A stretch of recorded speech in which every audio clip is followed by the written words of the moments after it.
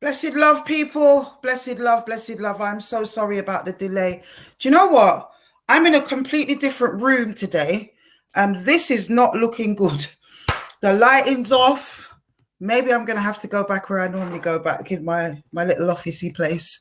This is not looking good.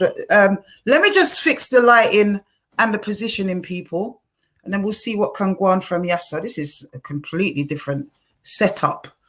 Completely. I'm actually downstairs today in my dining room, and this is not working out. Guys, give me a chance. Can you hear me? Put up a one if you can hear me. Because I'm not sure. I haven't gone live for a while. This is all going all over the place, people. Blessed love, good evening.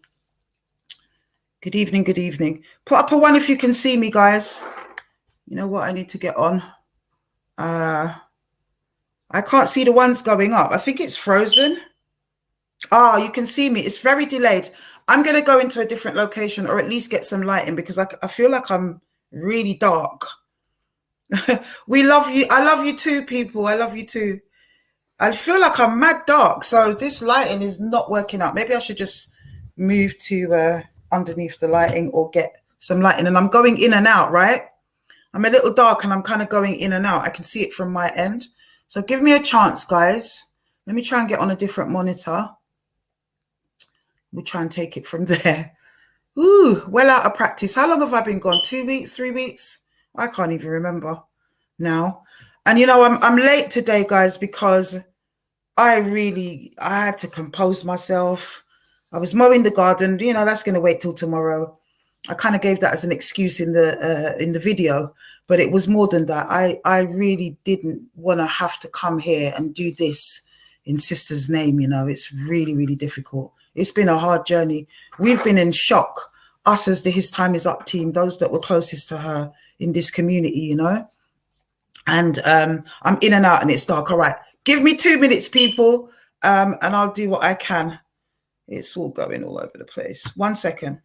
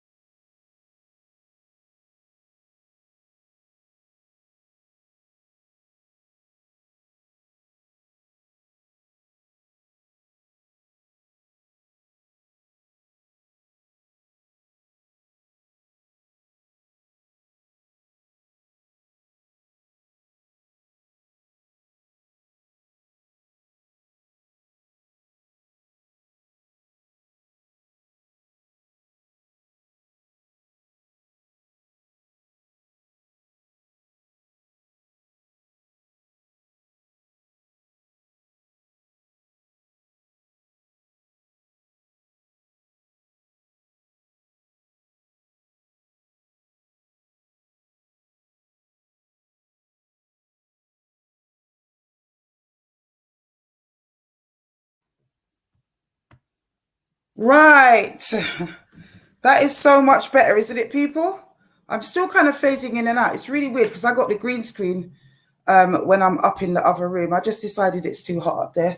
My house is weird. Some rooms are cool, some rooms are not. Can you hear me okay, guys? Can you hear me okay? I don't think I'm phasing in and out quite as much as I was. That's better. Is that better? Is that better, guys? All right, let's get on with the proceedings, you know. In this room is the faithful. It's the faithful. It's those that really, really do care about the campaign. I appreciate as well that everybody might not have heard about this live, but it's a very important live. It is so important. You know, our sister was cut down in her prime.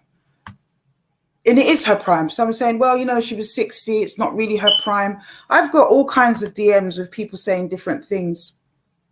And, you know, I don't want to hear that. 60 is the new 40, 40 is the new 30, and on it goes. The sister was in her prime. She was as fit as a fiddle.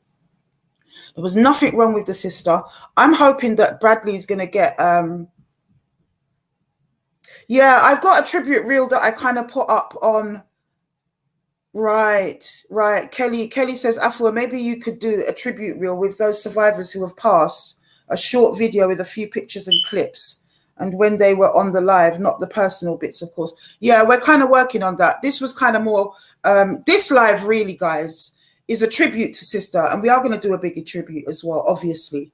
Maybe around the time of her funeral, we'll really go in. But this is more about pushing the GoFundMe, getting as much support as we possibly can, getting as much people to really donate to that. Because those children, her son Bradley and her daughter Natalia, you know, they need as much help as they can possibly get. They are two young people, 25 years old and 33 years old. Her son Bradley's 33, her daughter's 25, I think, or 26.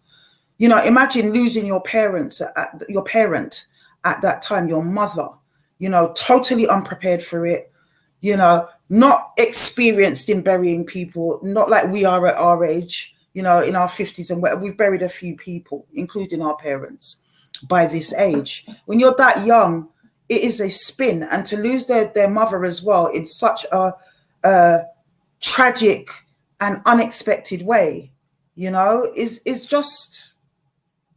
It really knocked us for six. And there are many of us from the team that, you know, are still really, really finding it hard to deal with and cope with. I'm finding it hard to deal with and cope with. You know, sister, we were on the phone with each other just hours before it happened. And I'm sure Bradley doesn't mind. I was hoping, in fact, you know what? Let me just see if he can join us. He's having his hair done, his locks at the moment. So, you know, that takes forever. And I was hoping he'd come on and chat to us and kind of give us a little account of what happened, you know, if it's not too hard for him.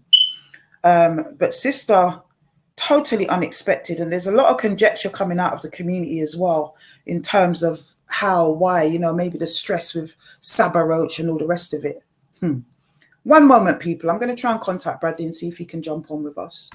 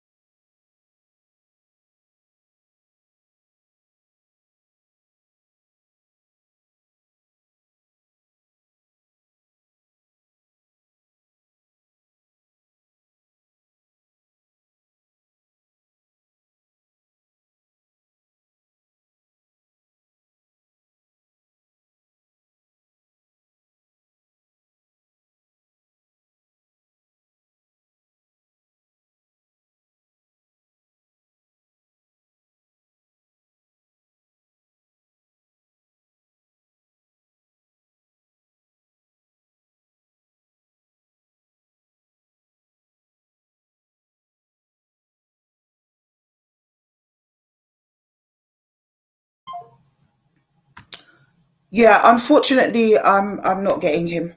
I think he's in a low coverage place. So let me tell you the story, my brothers and sisters, of how Sister Lorraine passed. I think I'm going to get a call in a minute because there's another item that I'm going to be covering at the end. Yeah, we're going to talk about some stuff tonight. But first of all, we want to talk about Sister Lorraine. So what happened is that on the day, which was Tuesday, the 23rd of May, it's actually one of my brother's birthdays. That's why I remember it so well. My brothers and sisters, give me 1 second. This is an unscheduled organic live for sure.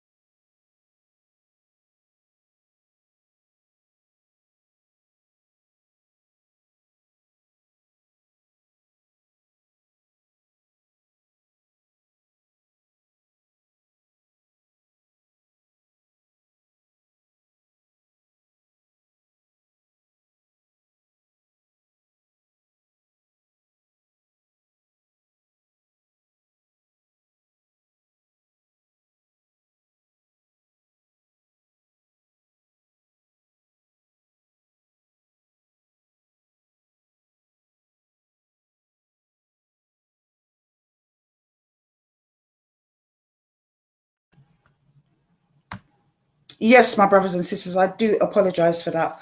So yeah, as I say, we're going to move on to some other items a little bit later on. There's some updates I want to give you guys about Rat.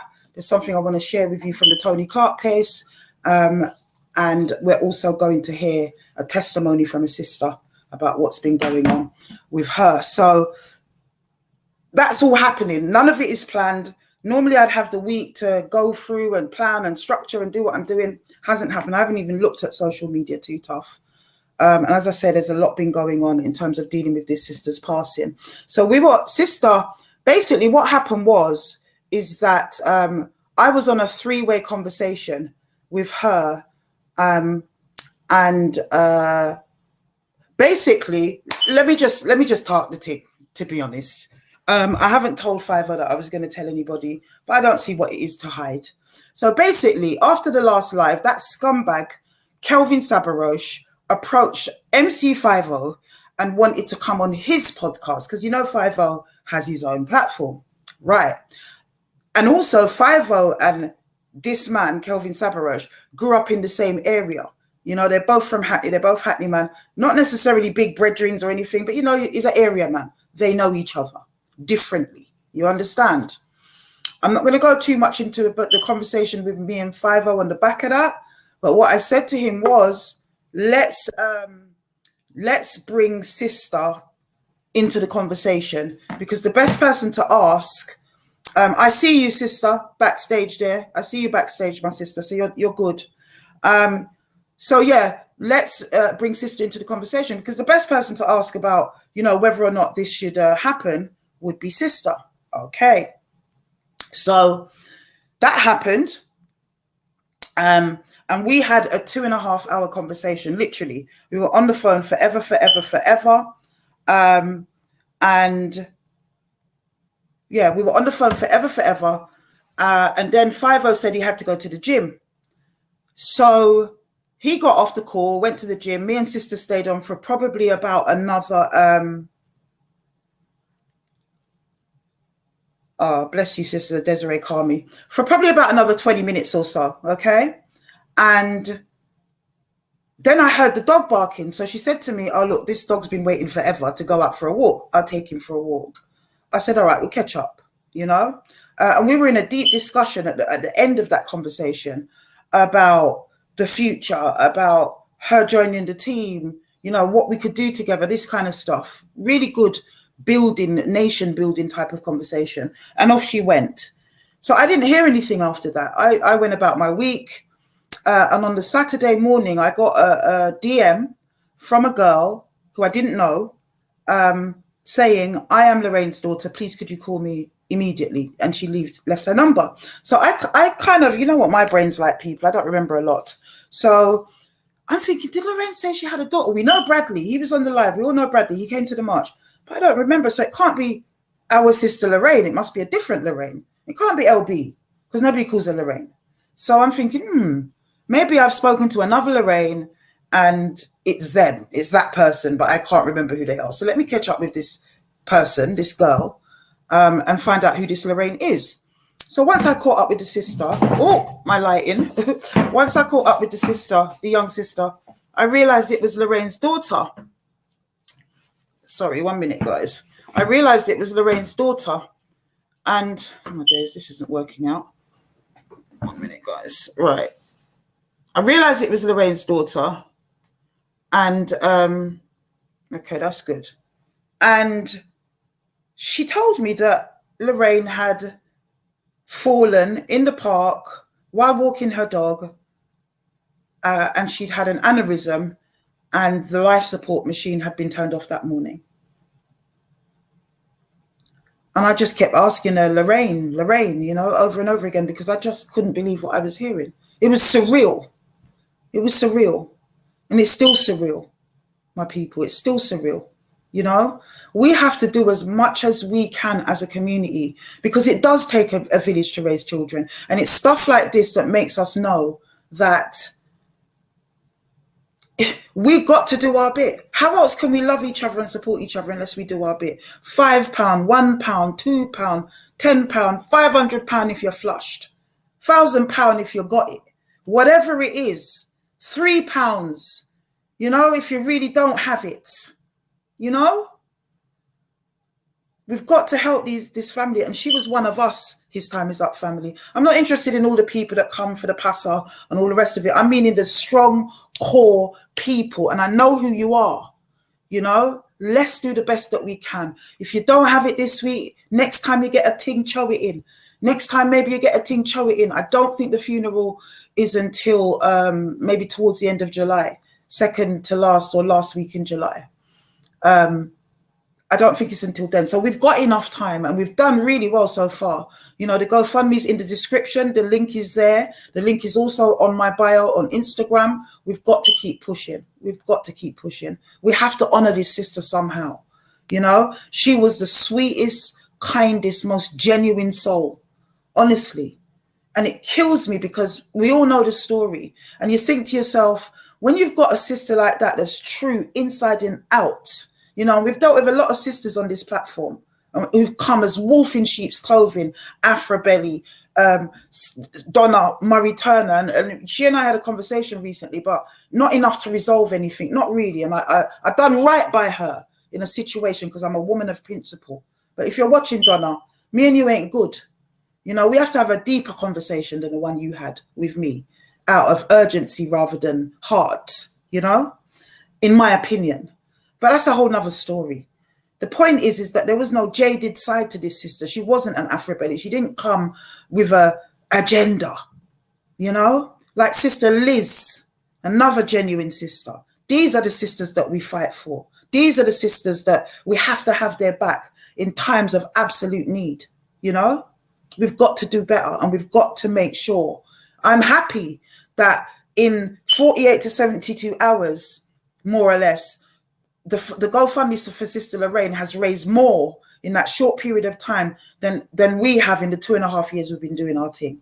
So I'm happy about that. And I made very sure that when I set it up, that it was never going to come by me. You know, I called her son and I asked him for his bank details in setting it up so that everything goes straight into his bank account. I don't see none of that, nothing to do with us, apart from the fact that we love that sister. She was one of our own, and we absolutely want to do the best that we can. You know, what should have happened with us being 2.5 years on the scene, yeah, is that we should have built up enough in our coffers that we would be able to just pay for everything. That's what should be happening. But we know it's not happening that way, you know? So I just want to push this GoFundMe. I really, really do. And I really want to hit the 20,000 mark. I personally am going to be doing my own marketing. I'm reaching out to my partners and my friends and whatever abroad, in Tanzania, in the US, in the Caribbean, you know, people that I know are business people, my links. I'm pushing it that way, you know, and I'm starting that as of tomorrow, because I haven't had time this week. I've only just put it up and it's still rolling. So that's hopefully going to shoot things up as well. I need for Bradley and Natalia to be supported by the His Time Is Up community people. Please give, please just give. Moderators, put out the links if you've got it. We have got it. We've got it in the group chat. If you can copy and paste that. I don't know. I think, sis, Paula, are you the only moderator in tonight? I see Sean. Thank you, Sean. Because I know that All About the Black is busy, and we know Lioness Keats is sunning herself in Turkey. Thank you for that. Mind you, we haven't been too bad today, you know. Sis was a sis of laughter, you know, so I don't want to really cry. I'm really struggling not to when I'm saying certain things, because she was a woman that kept smiling throughout all the stress, all the crap that she was put through. She kept smiling. And we are going to do a reel in honor of her. But she was also very dedicated to catching the baddies, to exposing the nasty people. She was very invested in that. It wasn't just her own story. Rima, I see you, sis. I didn't see you there before. I should have gone back in the other room. Even the lighting's crappy there. I can't see nothing. I think I need to change these glasses now. Blessed Love and Sean. So we got 3 in the room. Blessed Love, Rima Truth. Bless. So yeah, she was a sister of laughter, a sister of resilience. She was a beautiful sister, man. Intelligent, wonderful sister. Honestly, it's just, we will miss her dearly. I'm going to say, let's give her a minute's silence now, my sisters and my brothers. Let's honor her. Let's think of her. Let's send her energy to her children. You know, let's think of the sister, man.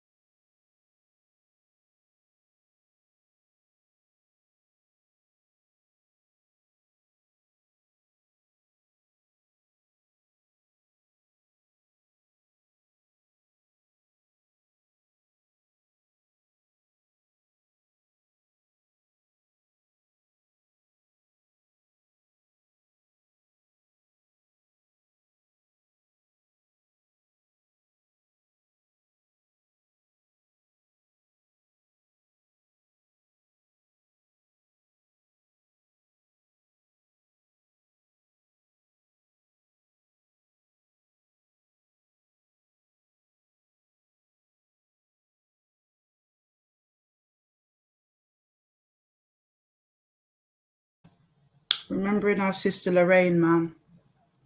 Such a beautiful sister, honestly. It's so hard to do this, people. And I'm not an emotional woman, you know. I'm not an emotional woman, not really. I can be sensitive in places, but I think over the years, when I was younger, I was probably a bit more emotional. I don't cry easy, put it that way. I don't cry easy. But I cried for days, and I'm still cut up when I have to talk about it, see images of her. It's just horrible. It's just horrible to even imagine. And it really drove home for me, you know, the immediate, the instantaneous nature of her passing. It just extra knocked me. You know, we've heard of stuff before and whatever. I've known people that have passed out through aneurysms and stuff like that. But this one, I don't know if it's because I was on the phone to her. I at first thought actually that she'd gone straight to the park and it happened then.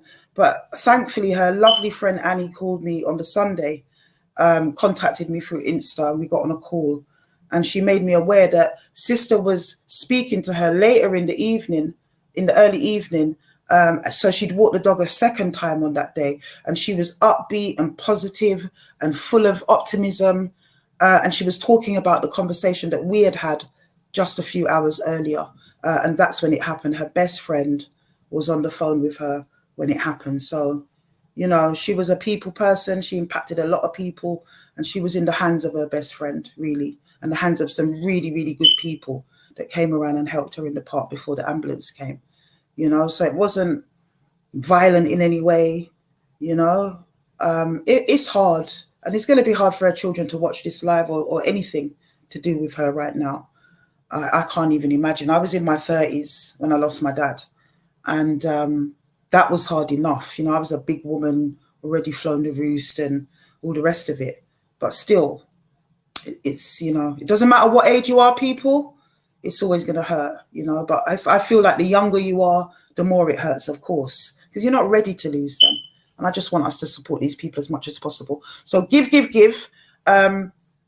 Moderators, have you got the link? Can you put it in the chat for me? Otherwise, I have to do it. So let me just move on for a brief moment. We're going to end again with Sister, and hopefully Bradley will be able to join us as well. But let me just show you guys quickly, you know. Let me just show you very, very quickly what Rat's going on with. Have a read of this, because I showed you guys before at the last live the fact that he'd put up this post and he was carrying on and all the rest of it, okay? He then had the audacity, my people, to DM me. Can you believe this guy? He's DM'd me. I'm not sure I've got the full DM, but I've got what I answered him with. And he's DMing me to say that he wants to meet me on the steps of Brixton Police Station with my evidence and the victims. And I'm thinking, in all that has happened and gone on, I have not heard from this man, not once. He put a video out one time saying that he was on the steps of Brixton Police Station. I think the day after that video, the initial video went out about him. But I have not heard from him. He's never made direct contact. I think I might have he's put out stuff like posts and things like that, which I've commented on once or twice. But apart from that, we've had no communication. Suddenly, he's DMing me, literally. I don't know if it's because he's just learned to do it or what, you know? But this man's DMing me. And he's saying, the man is telling me that he wants me to do that. So I'm saying, but you're Brighty, how do you think, yeah, that we are going? Oh, you don't have, it's in the chat, sis. I'll put it up in the chat, Paula. Let me try and get it again for you guys, all right? But it is in the chat. Remember I put up the link of the GoFundMe.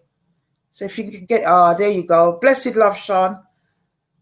I know you're super efficient that way, my sister. Bless you, bless you. There's the link, guys. Copy and paste it out of the chat. Hit it if you don't know how to get to the description, because the description on here, it does have it. And I do believe it's a live link as well, so you can just click straight on. He's got a nerve, Paula. What a man, Renkan, Dotty, and Altavad. And I don't quite know who he really thinks he is or who he's dealing with. So he basically wants to meet me on the steps. So I said, number one, we're not meeting at Brixton. Number two, because they're your mates down there, and we know that. We'll meet on the steps of New Scotland Yard. How about that? Number two, you will meet me there with my team and the evidence, but you will never be meeting any of the victims so you can get to know their faces and terrorize them. I don't think so. He he didn't respond for a while, and then he came back and basically said, okay, we'll meet on the steps of Scotland Yard. So I sent him this because I said, all right, we can meet on the steps of Scotland Yard, but before we do that, answer me one fundamental question. And this was the message I sent him. You will see his response in a second, people. The gall of the dirty paedophile. Hold on.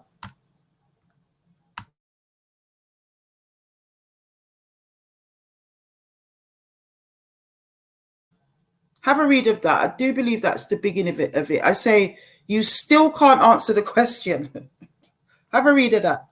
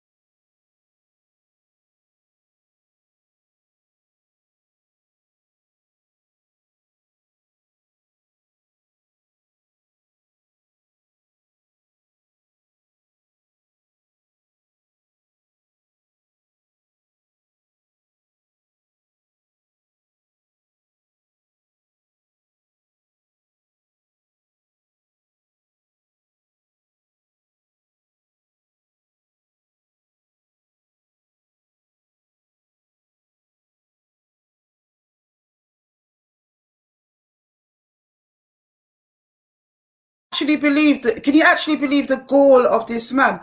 And then he says the answer to everything I've said is, well, you know, if you don't want to meet, no answer. No answer. And you know why there's no answer, people? You say it's blurry, you can't read it. Read it out. Okay, people are saying read it out to us. I don't know what's going on with my technology tonight. All right, may I have to go back and read it out again then? All right, let me read it. Find it back. I can't even believe this guy. Unbelievable. Let me try and find it back, guys.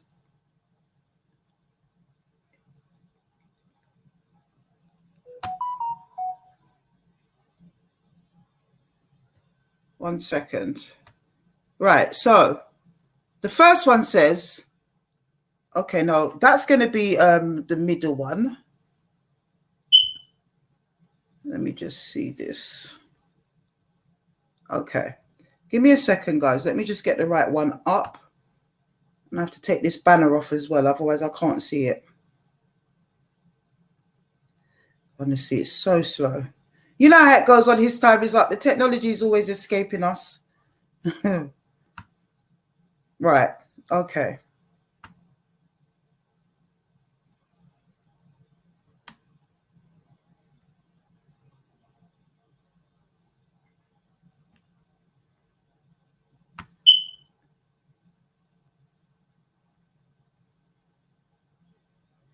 Right. So I basically say to him, still can't answer the question. You know why? Because you are a filthy pedo and Davika wasn't the first or last child you violated anywhere. You are brightening up yourself in the community you helped to destroy. I think actually that's the last one. Sorry. Yo, Vincent, rat, dirty rat. 1 second, guys. Let me read it out properly for you. DCR man, honestly, that isn't the right one. So I'll take you from the beginning, all right? So, all right. So this is the beginning.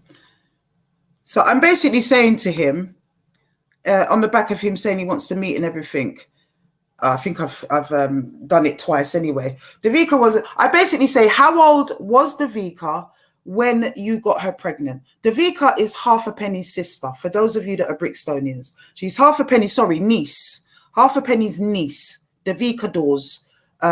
Jason Dawes' niece. It's common knowledge in the community, hence why I talk about it.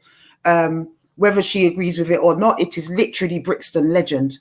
And I've spoken to her mum, who also knows that I talk about it. So as far as I'm concerned, I'm sanctioned to talk about it. Now, she was 12, 13 years old, for you, those of you that don't already know, when this man got her pregnant. So I'm asking him, how old was Davika when you got her pregnant? Just answer me that, and then we'll meet on the steps of wherever.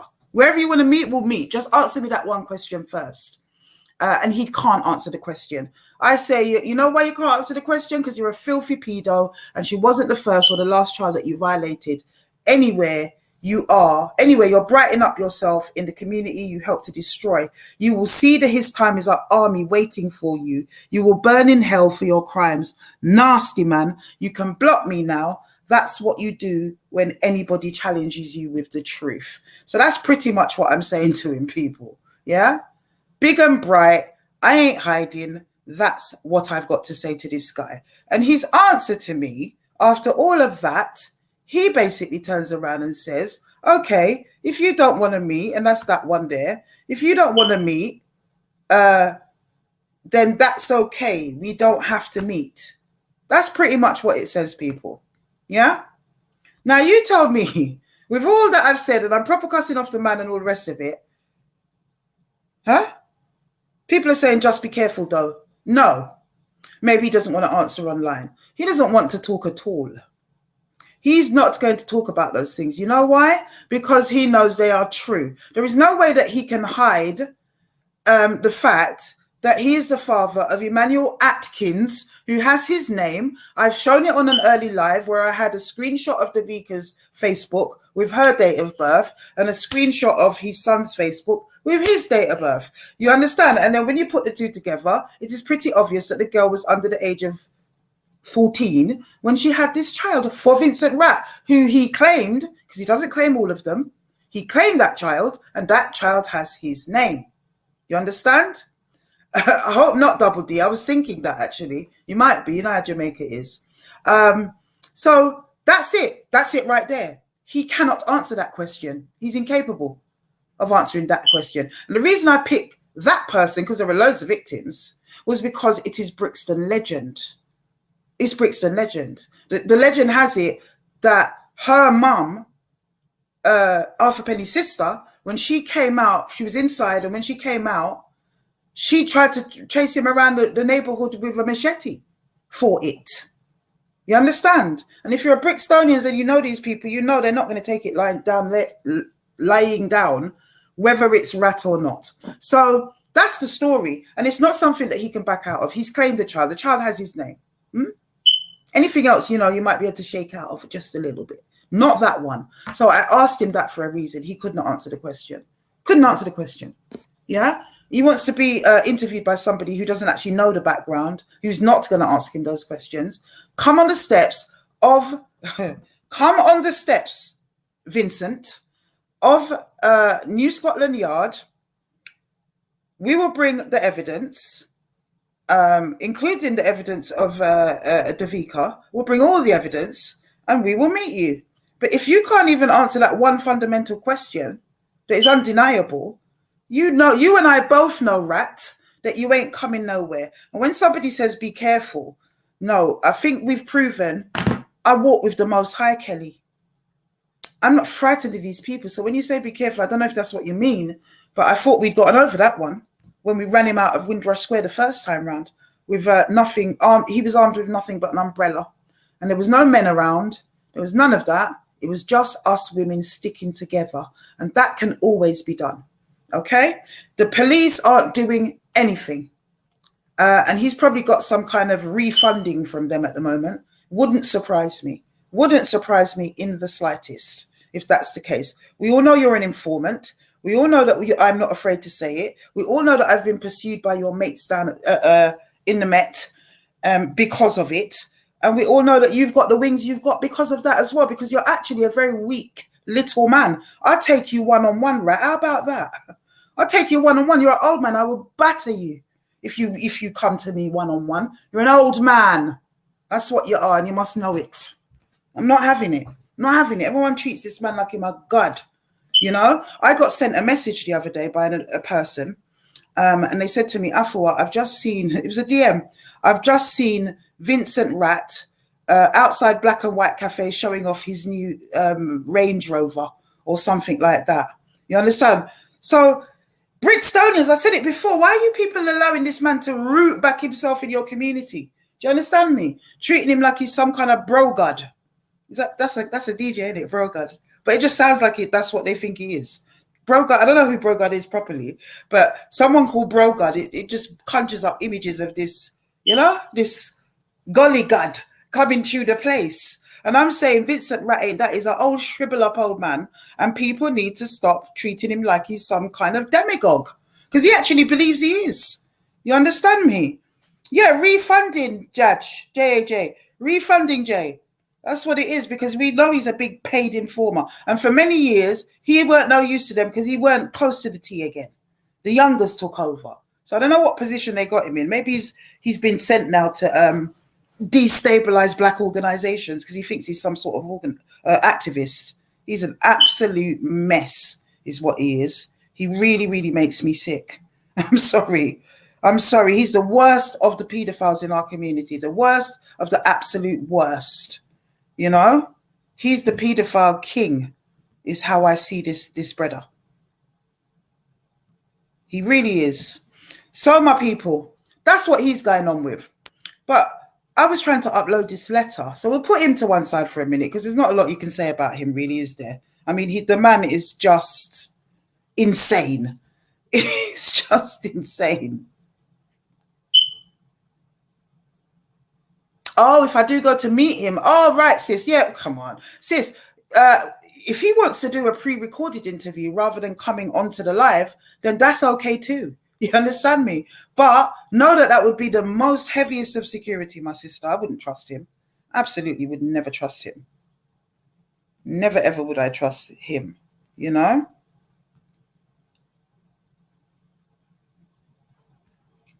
I don't know why this isn't uploaded now. Something weird is going on with this thing. I'm trying to upload at the moment, people. What the hell? Yeah, this is so weird. It doesn't normally do this. Anyway, so that's what he's been going on with. Your papa is your papa, but your papa don't know your time is up, Vincent Rat. His time's been up for a long time.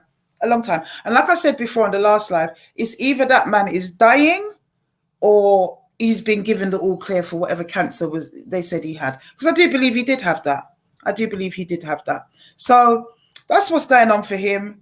He's an absolute waste man. And what can we say about Rat other than that? I'm not frightened of Rat. I've never been frightened of him. And like I said, I keep saying he's Brixton's bogeyman. He's not the bogeyman all over London or the country. He's not. He's not the big gangster that he'd like to believe that he is. And you know what? When you take away, if somebody's not afraid to die, yeah, and if somebody doesn't fear anything but the Most High, there's nothing you can do to them. What can you scare them with? And I'm afraid I'm one of those kind of people. It's unfortunate for Rat. I am. I don't just say it out of flex or whatever, to look good. And I wouldn't. If I was scared, I would say so. And I'd put all the protection I can around me. And I do put the protection around me because I'm not stupid. You have to still work in the flesh when you're working with the Most High. But I don't fear this man. I don't fear anyone, to be fair. Not flesh. Because you are flesh like me and you can bleed just like me. So why would I fear you? And you're not in control. It's always been my rationale, even with school bullies or whatever, from I'm young. So that's why this man, I'm such a thorn in his side, because I'm not scared of you. I'm not from Brixton. I didn't grow up on your ends. You don't know where my mum lives. You don't know where I went to school. You don't know my peoples. You cannot intimidate me. That's what it is. He thrives on feeding on the weak in his own community. That's all he can do. And the minute people start to really get their head around that, he's going to be finished forever. I don't know why they're still gathering around him with him showing off his car, or if people are just thinking in their head like you're a dickhead but not saying it. Then say it. Everyone should be running him out of town with torches and all the rest of it. But I wanted to give you guys a little insight into the things that I'm dealing with right now. We at the end of the last live, I gave you my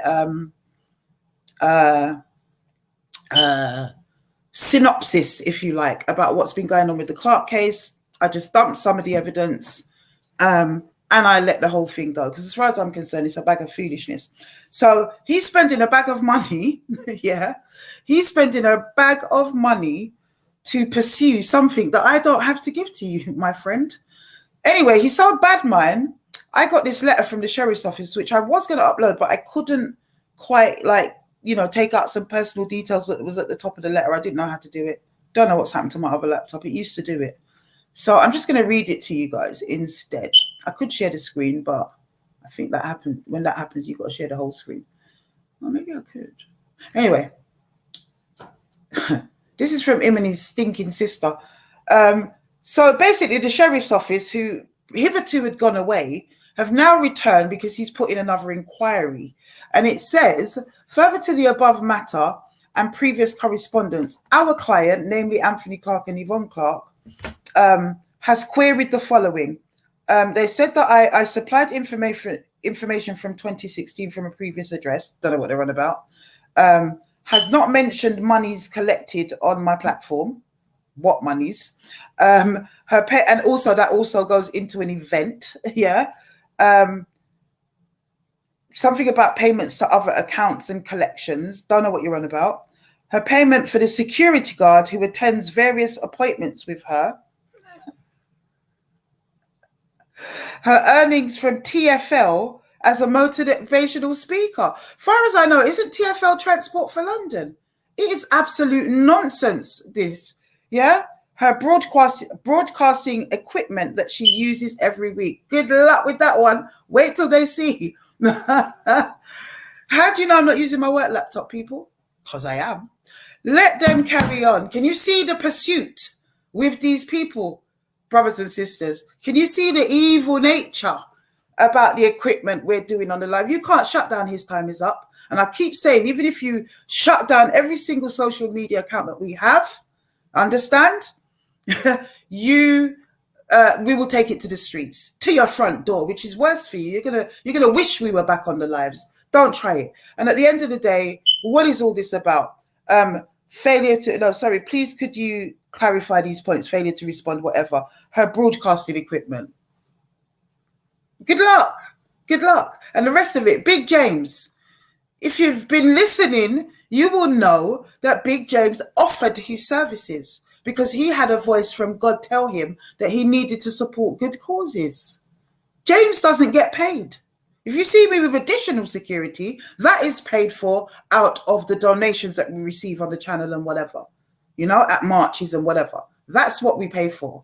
The music, the security, the stage, that's what we use that money for. And if we've got like a little singer artist or whatever, we'll give them a money as well. It's used for that. So there's no money sitting around.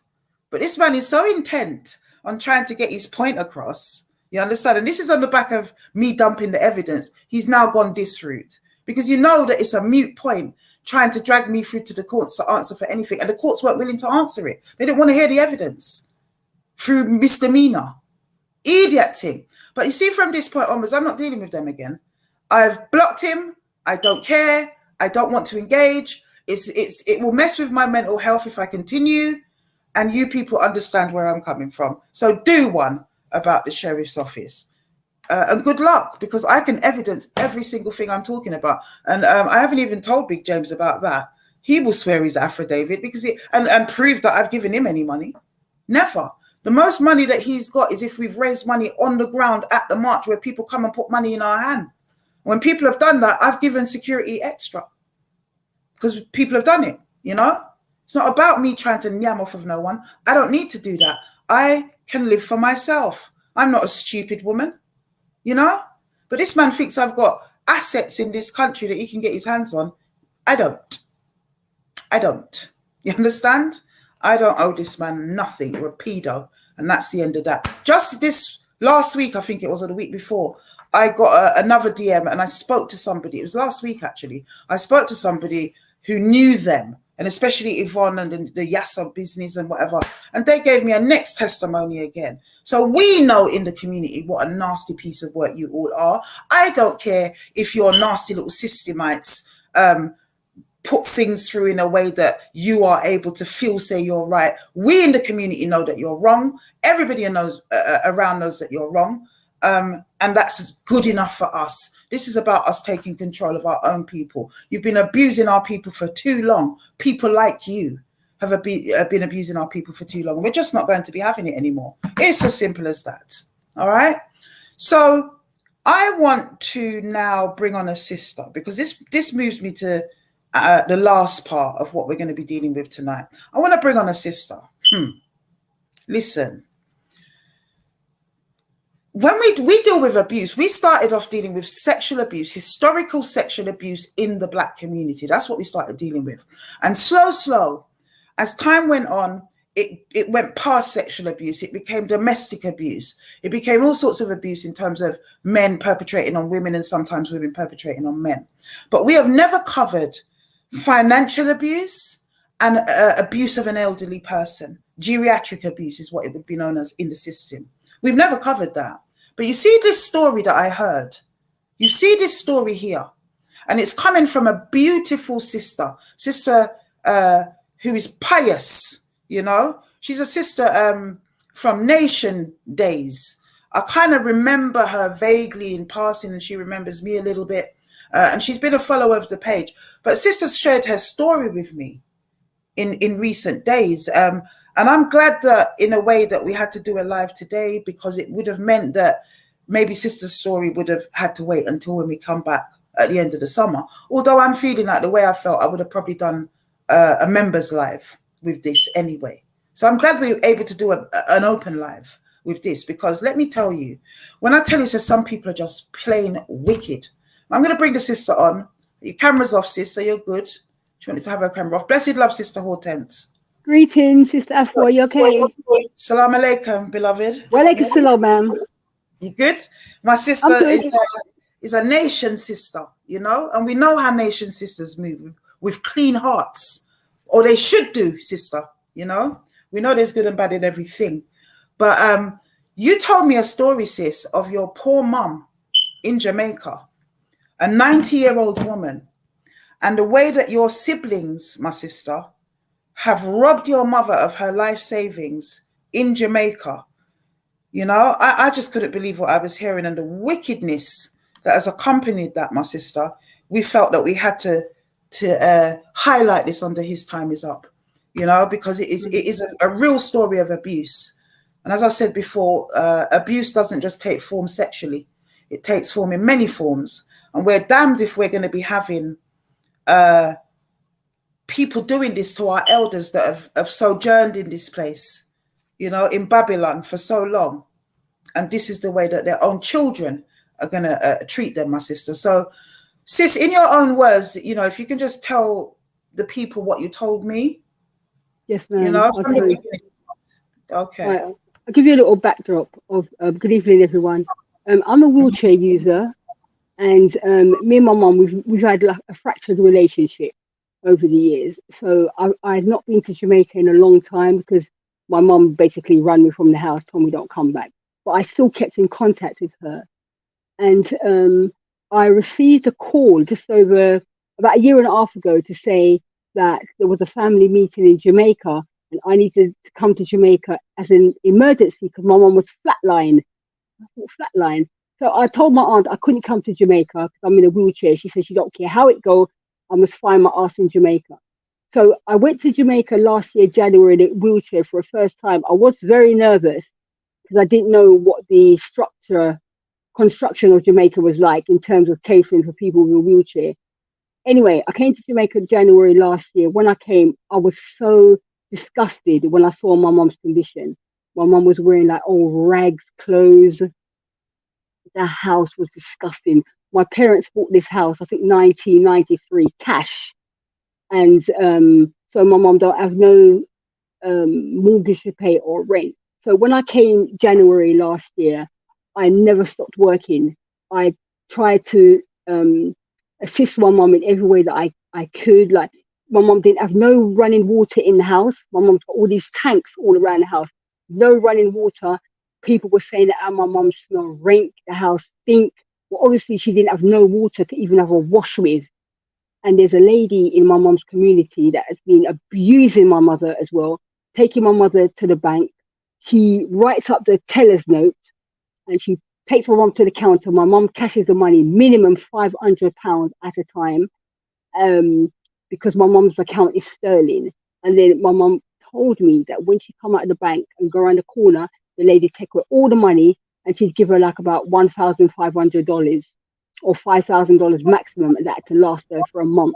Wicked. And the lady would buy maybe $20,000 worth of shopping to last for the whole month. And she paid the electric bill, the electric bill and phone bill. The electric bill is about $2,000 because my mum was on her own, and the phone bill was just under maybe $1,000. Now this lady, she was telling my mum, don't let nobody come to the house. Everybody's a thief. They're thief. Don't trust nobody. So my mum ended up being isolated in the house. So my mum would just sit on the veranda all day, looking out, staring out into space. Her hair was all nutty, like she was turning Rasta, all locking up. And what was happening? So I approached the lady to get the lady. What she did, she moved into my mum's house for a while. And what she did, she took my mum's documents, like all my mum's major documents, she took and kept for ID. And so the lady refused to give me the document when I came last year, January. And so I saw that there were so many things that needed to be done. I couldn't do it all in one go. Now, one of my brothers, he was coming to Jamaica. My brothers and sister told me that I must buy my own business. They're taking care of business. They're in charge. One of my brothers was coming to Jamaica every year. Your younger siblings or your older siblings, sis? This sibling, Winston Mahoney, his name is. He's known in South East London. He's about 63. He's older than me. He comes to Jamaica every year.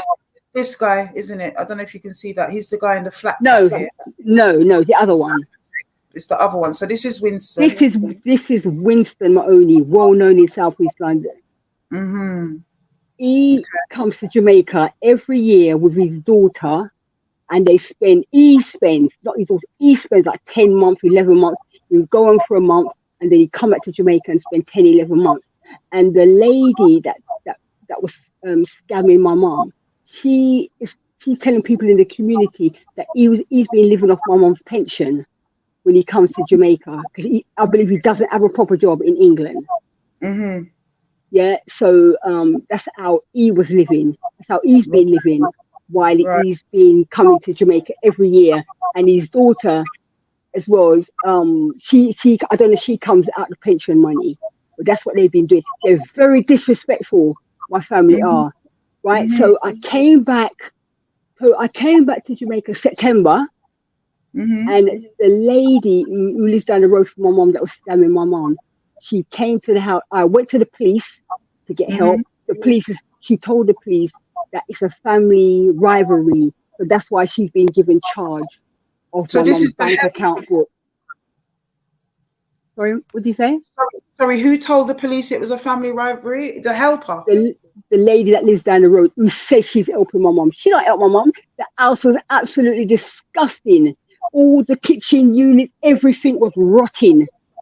Right? So I said to myself, I can't do this on my own. I don't know how this is going to get done, but I had to keep coming back. I can't do this all in one go. So when I came September, the lady came with a man and threatened me that I better mind my own business, they're in charge, whatever. And so then so me and her had a back and forth altercation, because I said to her, no, I'm not even related to you. So then what she did, she said she's going to make a phone call. She made a phone call, and this brother in the picture, Winston Mahoney, he came with his pussy to my mum's house to come and bag me up. In Jamaica? In Jamaica, last year, September, when I was in Jamaica. So what I did, I went online and I booked my fare to return back to the UK. I wasn't even in Jamaica a week. And I said, no, I can't, no, this is dangerous. I'm in a dangerous situation. And I said, let me pray about it. I pray about it. And my cousin turned up.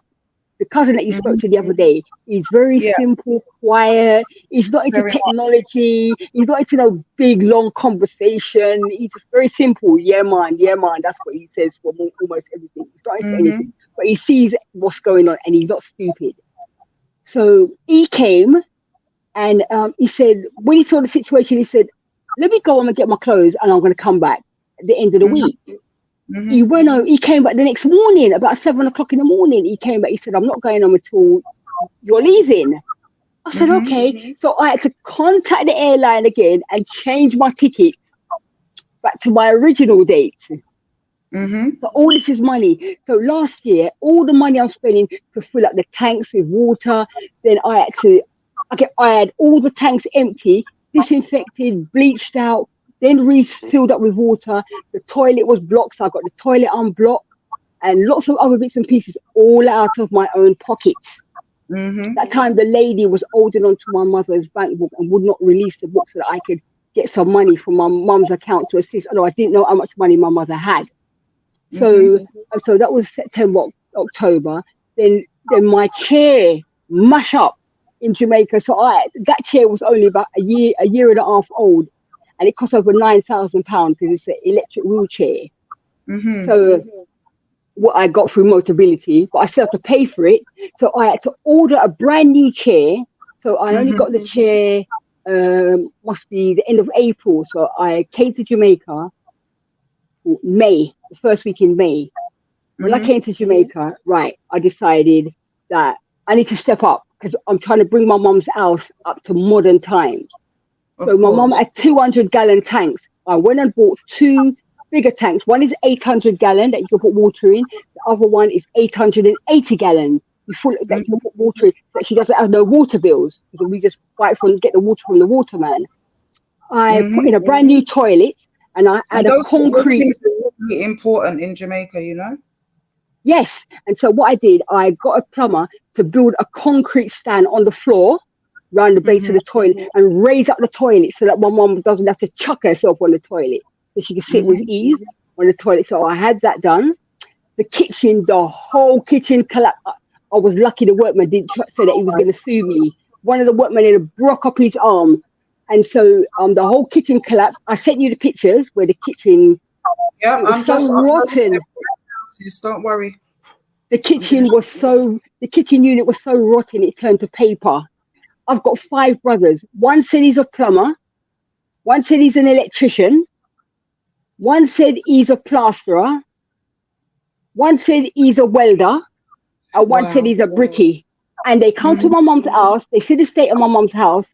And they just come, look, and go back to their business. What they're doing, they're monitoring my mum to see a deterioration so that they can claim her money. And my sister, she's one of the main culprits as well. So I came to Jamaica, and so what I did, I got about 8 workmen. So what I did, I had a big, like a cage built out of steel. That's where to put all the rubbish in, so that they don't have to throw the rubbish down the gully. But it's a giant cage. So I had that built by a welder. I had the griller dropped off. I had the grill put back on. The garage was disgusting. It was just full of chichi, all kind of insects, mosquitoes, killing us over here. So I got to pay someone to clean out the whole garage, and so it's really nice and clean now. The kitchen unit, I had a concrete base built, and then I'm having tiles put all around it, and then I'm going to have some top grade wood used to make some cabinets with glass in there. So I've got 2 helpers, one for myself, one for my mum. One of them came from the agency, so I had to pay. The agency said I'm not allowed to pay the staff by cash, so I went to the bank in Linstead to go and pay the agency through the bank. Stick a pin right there. I've uploaded a picture of the state of your mum's collapsed kitchen in Jamaica, you know, in the heat. And that's the garage. That's the garage. Okay, sorry. Well, that's bad enough. So you cleared the garage here. You can show there's the garage being cleared after it's cleared. There it is. There it is after it's cleared, sis. So there's a lot of work put in there, you know. You can show the kitchen. I don't know if you can find the picture of the kitchen. I'll try and do that and find it as well. But yeah, continue, my sister. Right. So I went to the bank in Linstead. Okay. So what happened? So this time round, my mum saw that I was spending money. So my mum gave me some grace. And so my mum took me to the bank and she had my name added to her account. She said, just go ahead, freestyle, do whatever you want, because I love what you're doing. That was her word. I love what you're doing. So I withdrew some money from my mum's account. I bought 2 smart TVs, one for her room and one for the veranda, so that in the daytime when she sits outside all day long, she can watch YouTube. So I had the internet installed last weekend. So my mum is watching TD Jakes for the first time in her life. I heard about him. I've never seen him, watched him before. I'm watching him as well. You know, so I had that installed. She got the smart TV in her room for nighttime. I had a lamp put for my mum's room, one for my room, because what happened, where I've been working out my guts, I was so tired. I fell off the bed, bed, a couple of weeks ago in my sleep, and all my weight went on my right knee, and I thought I broke the knee. And I still got up the next day and was working. And you're doing all of this while in a wheelchair? Yes, ma'am, while in a wheelchair. And your able-bodied siblings are doing nothing? Okay. Nothing but criticizing. So I went to the bank last week, Tuesday, to go and pay the agency. And the teller was explaining to me that the agency bank must be Scotia. The bank that I went to was Jamaica National. So I can't do a transfer.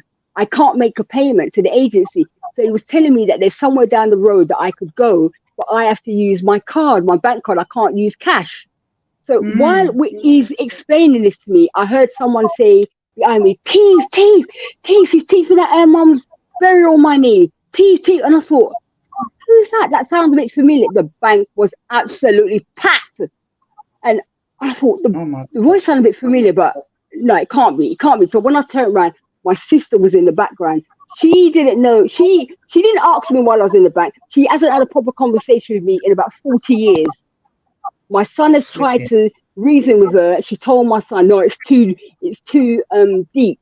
So she refused to say why she doesn't want to have a conversation with me, but she's got this vengeance against me. But anyway, so she was screaming and shouting at the top of her voice. I felt so embarrassed.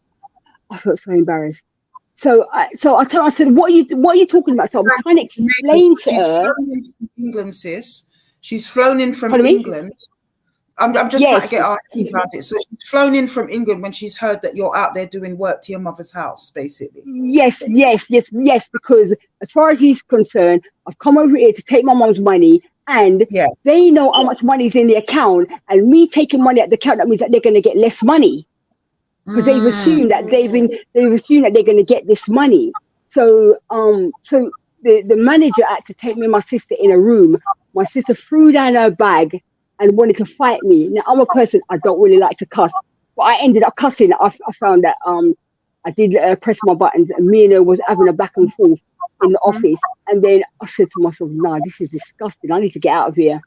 Because I need to get out of here and go and sit back and reflect on what was that all about. So anyway, I came out. She said, no, she told the lady, no, you're thieving out my mom's money, my mom's burial money. So she said she told the lady she's going to clean out the account. But she did say that years ago that she was going to clean up my mom's account, because her words were, I've picked it for years. So wow. She what's the word? She convinced my mom to put her name on the account. And the other brother that you got the picture of. Once their name was on the account, they broke contact with my mom. Wow. So my mom used to my mom used to cry, oh, Patrick and Marie, I called Patrick and Marie, they know what. So this one, when we called Patrick said he's at church and busy and he don't want to talk to me. Once they got their name on the account, they didn't want to have nothing to do with my mom again. So they started showing a little interest when they saw that I was coming to Jamaica. So what happened after I left the bank? Patrick Mahoney. Who says that he's a pastor? You said he's some deacon or something in the church. Christ or something, Pastor Chris's church. Oh, Pastor right? Chris, the Nigerian guy. Okay. Yes, that church. So last week Tuesday, Marie said she was going to draw out the money. So she said that she's got a Jamaican account. So I've got a sterling account. So the teller the manager was telling her, you can't transfer when you come to the bank. You can only withdraw up to must be $1 million. I think it is. Yeah, but you can transfer money online more than that. But you have to have, if it's a sterling account, you have to have a sterling account. You can't transfer from Jamaican national. I mean, from sterling to Jamaican to dollars. You can't do that. They have to be the same currency. So what she did after I left the bank, she went and opened an online account in sterling, and she withdrew £85,000 at my mum's account. She did 50,000. Then she did 35,000. So on Wednesday, so that was on Wednesday. I found out Wednesday morning. I contacted the bank to tell the bank that because of the agency said they were going to give me grace. So I'd have 2 more days, 2 to 3 days to either go back to the bank and find another way to transfer the money to pay the agency, or go to the place where the agency said I could use the card. And I said to the agency, do you accept Western Union? Because I've got a Western Union account. He said, I'll accept the Western Union account. So what I did, I just sent her the money via Western Union.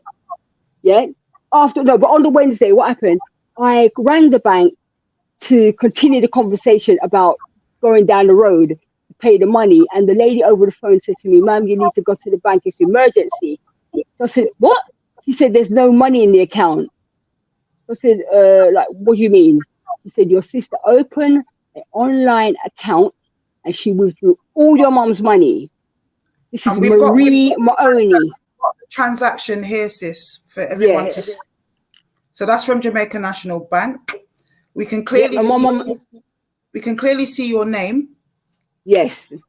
If people can see that, if not, blow it up at a later date. But we can clearly see your name where you've made the withdrawals for the works. Yeah, for the works. And I'll show you some of the works. Yeah, and I'm going to show some more in a minute. But we can also see where there's been a transfer, and that is the large amount of money. Initially, we thought, remember, we got mixed up, and I thought it was 850,000. Yeah. But it's actually 85, whatever it is, 850 or 85,000. It is the woman's life savings, your own mother at 90 years old. And it's worth mentioning that your mum also suffers from dementia. Yeah, so my mum, so when I came to Jamaica, I said, what I did, I took my mum to see a psychiatrist. Sorry, sis, I'm just going to know a little bit more of that money that you spent, because I think. Okay, let me go. Pardon me? And I think it's really important to show where your money went, because the comparisons of the little bit of money that you've drawn out in comparison to the large and everything that they've drawn out, there's a big difference, isn't there? So you talked about the water tanks. I believe these are the water tanks that you bought. Anyone who knows yard or home knows that these things cost money. They are not cheap. They're not cheap. Right. And you also did the right thing. You were working with trusted and bona fide workmen, because they also videos. There's a breaker's yard. There's a builder's yard, and it's owned by a black man. His name is Mr. Mattis. The man is so trustworthy of me. The man said, take what you want. Don't worry. You put it on your tally. I said to the man, no, I don't do business like that. I need to pay you what I owe you. The man says, stop worrying. So take whatever you want, whatever material you want. Take the material. So what I do, I go to him and I give him like bulk payments. Well, I've got the material. Of what they sent you, and that's always really good practice when you're working with back home tradesmen. They're sending you a video of what they've done. They're showing you where your money's spent. So you were doing the right thing. This is the video. All right, mommy, see your thing I know. This are your tungsten where pump are going underneath. You see it? Yeah, man. See wall right there. Where the pump go on there, so. The lock of good, so. See this door here? Yeah. Yeah, man. On this a tank. Hand a tank that way. See both them there. Let me nail up and thing. Yeah. Yeah, man. Yeah. You see a top right tank go cast off now. You see it? Yeah, man. You think I done decent and nice. Yeah. Big work me have you. Big tang, big truck sitting. Yeah, man, I hate to know. Yeah.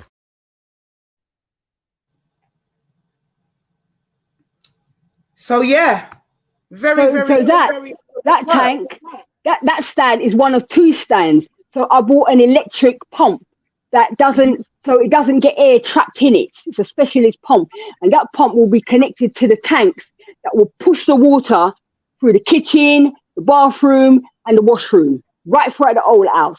Yeah, and so that stand underneath, you can use it as a storage room. I understand. Yeah. So on the Wednesday now, going back to last week Wednesday, when the bank said I got to come there urgently, they said your sister's clean at your mum account. So I went to the bank. No, I got a lawyer in Jamaica, because what happened? My siblings, they're so disruptive, they're antagonistic. So what I did, I got a lawyer last year, January, to act as a mediator. As a mediator. Don't reveal of your plans. You know that right now. Right, okay. No. I'm just saying that she's supposed to be a mediator, and they refused to work with me. So I made an executive decision that I'll just get out my mum on my own. Absolutely. Because you just don't want to work with me. And while you are arguing and you don't want to work with me, things are still falling apart. So I just continued and was doing what I'm doing. And so on Wednesday, I went to the bank. I was advised to just go to the teller and ask for a statement. Don't pick up no fuss, no nothing. Don't have no big conversation with them. So I went to the teller and I got the statement. And that is the statement. I asked for a copy. And when I told my mum that she cleaned out the account, within about an hour of me, my sister rang, and my sister on the Wednesday, we went to the bank on the Wednesday, my sister rang my mum on the Wednesday, told my mum that she's cleaned out the account and my mum is not getting back a penny. She's claimed the money for herself, and she don't care what anybody has to say. She don't care. She's not reasoning with nobody. She don't want it what nobody has to say. And she is keeping that money because the plan is, she and my brothers are supposed to be splitting up the money. They can't wait for my mum to dead, because me coming to Jamaica, I'm putting life into my mum, and my mum is supposed to be dead by now. Right? So she told my mum that she's not getting none of the money, but she don't care. And within about an hour of her telling my mum that my mum had a stroke.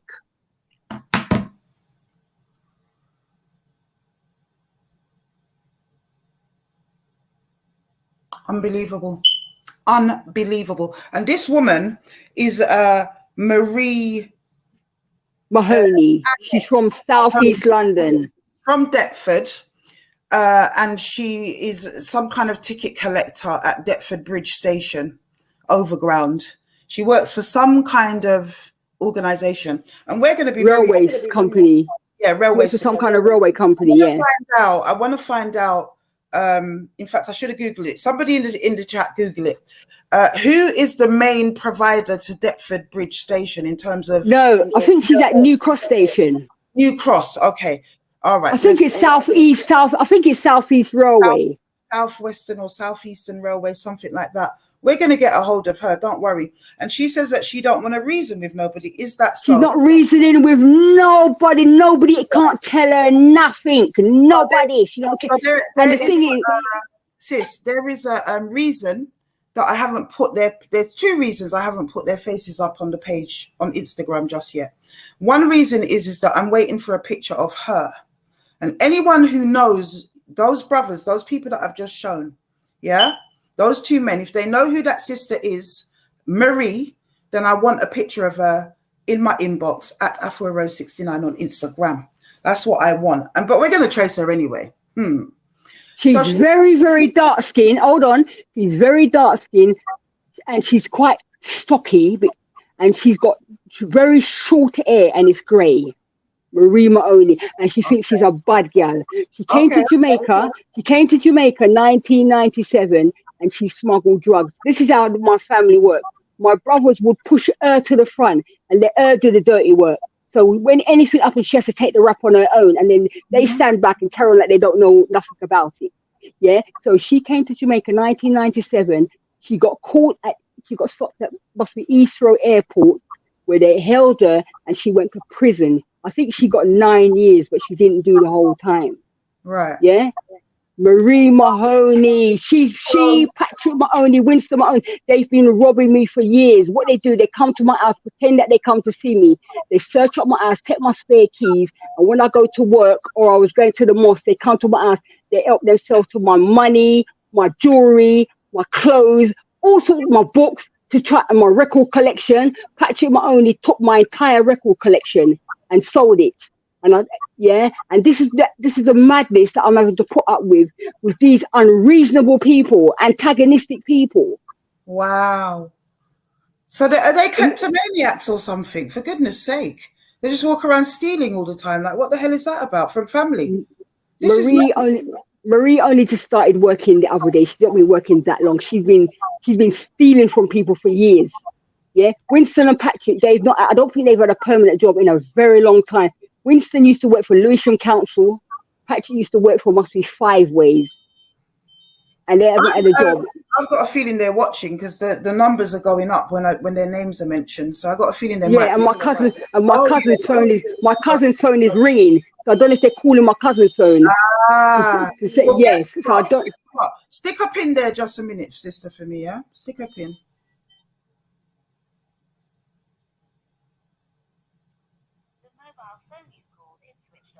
Okay, so I'm going to do something. There's a second reason that I didn't put pictures up, and that was for the element of surprise, my sister. So you said your cousin's phone is ringing. Is it them? I don't know. He didn't answer. He's not really into phones. Yeah, I know. Is that the one that I spoke to? Yeah. Okay, so he's at with my mom. He's on the veranda with my mom. Can't deny this because your thing is verified, certified, corroborated. We've got pictures, we've got documents. They can't deny this. They can't say you're lying, my sister. They can't say that at all. You know, these people are barefaced and wicked. How can you do it's against the law. It is abuse. Why would I? Yeah, if they try to. How dare and Winston's daughter of abuse of a child. If you're abusing a demented, sorry, not even a demented. I shouldn't say that because it's a different word. A woman of 90 years old who worked hard. 92, and worked hard in this country, and in the cold. Yeah, and take her little crops and her life savings. 85 grand isn't even a lot of money in the wider scheme of things. But for that woman, that is everything. This is disgusting. And my thing is about the security, sis, in the Jamaican banks. How was she able to pull this off? Because what they're saying is this. All joint holders to their account is allowed to have equal access to what is in the account. But I said to the bank, you could have froze the money that she transferred. You didn't do it. You could have called the money back. You didn't do it. You could have informed my mum. All night, nobody's contacted my mum. No letter, no telephone call, no nothing. Nobody's contacted mum. And so what they're doing, they're going crazy in England now. And so what they're doing, they're even getting the children to come at me. So Winston's daughter contacted me and telling me about I'm a cripple in a chair. I don't have no legs, and that I get disability money, so I must use the disability money to mind my mum. Unbelievable, man. Unbelievable. Absolutely, Paula. She's a vulnerable adult. She's an elderly person. This is not. And if they think, I think they think they can do that in Jamaica and kind of creep back to England and all is good. It don't work like that. Marie saying basically nobody can challenge her. She don't care what anybody wants to say. My mom is not getting back nothing. All right. 1 second, sis. Mic up for me. You mic up for me just 1 second, yeah? Just mic up for me a second, please. Oh, very interesting. So I'm trying to call all of your siblings at the moment. I was hoping to get one of them on the live by phone. All their phones are switched off, sis. They've been watching. Wow. You can unmute now, sis. They're not answering. Your siblings are not answering. Okay. Because I've got all their numbers. I wanted to give them the right to reply. But I just find it very interesting. It's not that late. Did they all go to their bed early or something? No. It's very interesting that every one of their phones are switched off right now. I've tried your sister Marie. I just tried Winston. And let me see if I get any luck with the other one. Hold on 1 second. Because that's why I didn't put their pictures up. I didn't really want them alerted. I wanted to be able to catch them on this live. And it looks like they're already onto it. Because people do share the thing, don't they? Wow. Yep. And they're all switched off. How bizarre. Or maybe because their phone's ringing off the hook right now. They've been bullying me for years. And I said, this is it. This is it. I'm not taking no more foolishness. And plus, you, pardon me? I don't blame you. You did that to your own mother. You lot was all supposed to be closer to my mom than me. I'm the one that's I'm the outside one. Stick up in. I've got a ringtone.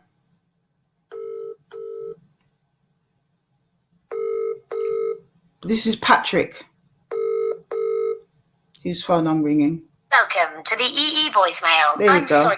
So he didn't switch off, but he's not answering. Is he in the habit of not answering numbers that he doesn't know? Sometimes. Yeah, because when I came to Jamaica, I sent him a message. Can't remember what the message is, and I didn't get a reply. What happened? He got his daughter to send me a message instead, and she asked me, "Oh, auntie, how long are you in Jamaica? Like, basically, when are you coming back?" And I was like, "No, I sent you to. I tried to contact your dad. He refused to answer the phone, so I asked you to ask your dad to call me. So what they want to do is know when I'm coming back to Jamaica, so that they can come and finish off my mum. I'm not giving none of them no date when I'm returning to the UK, so that they can set me up at the airport."